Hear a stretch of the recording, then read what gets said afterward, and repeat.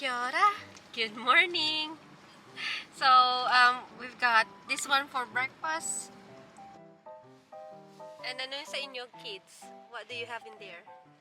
A day after ng birthday ni Bunso, pumunta kami sa Mount Ruhapeho. Dahil sobrang aga namin gumising, nag-stop over muna kami para bumili ng breakfast habang nasa biyahe. Maulan ngayon pero hindi na namin pwedeng i-cancel ang lakad.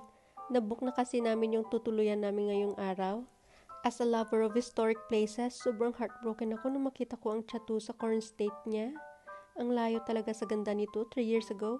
Habang paakyat kami ng bundok, napansin namin wala kaming naaninag ng snow. Parang first time namin pumunta ng walang snow. Yearly tradition na kasi namin mag-visit sa tinatawag naming Snow Mountain tuwing winter season. Nang makarating kami sa car park, naglakad lang kami ng ilang minuto papuntang Whakapapa Ski Field. Weekend pa naman din kaya ang daming tao. Wala talagang makakahadlang sa mga nakaplano ng gala, hindi lang kami. At dahil nga walang masyadong snow sa baba, nagpasya kaming umakyat sa bagong cafe nila. Bumili ako ng access ticket. Sosyal, naka-card pa. Kailangan pala ang card na yun para makapasok sa gate, paakyat sa mga cable car.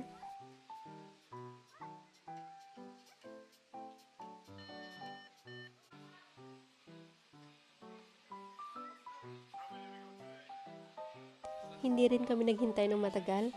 May available na cable car agad. First time naming lahat makapunta sa taas.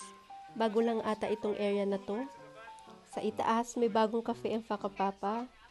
Modern, warm, at may panoramic view, sana kung hindi lang foggy. Open ito for skiers and visitors na gustong magpahinga, magkape, o mag-enjoy ng hot meal habang nasa taas ng bundok. Yung mga bata may halong kaba at excitement habang paakyat.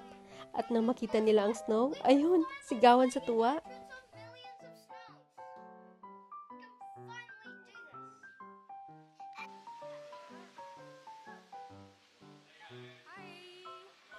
Ang mga staff dito napaka-accommodating. Ang daming tao na nag-i-enjoy din sa snow kahit pa medyo manipis ito ngayon.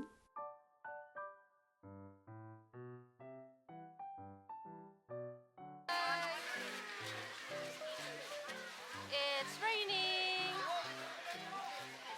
Pagkatapos maglaro saglit ang mga bata, pumasok na kami sa cafe. Sayang lang kasi foggy sa labas, hindi namin masyadong nakita yung snowy view. Nagutom na rin kami kaya nag-order na kami ng lunch. Dito sa isang corner may mga pagkain na pwedeng piliin, parang cafeteria style. Ito yung mga in-order namin: pork rice bowl, soup of the day, chicken nuggets, lasagna with veggie salad, at may prutas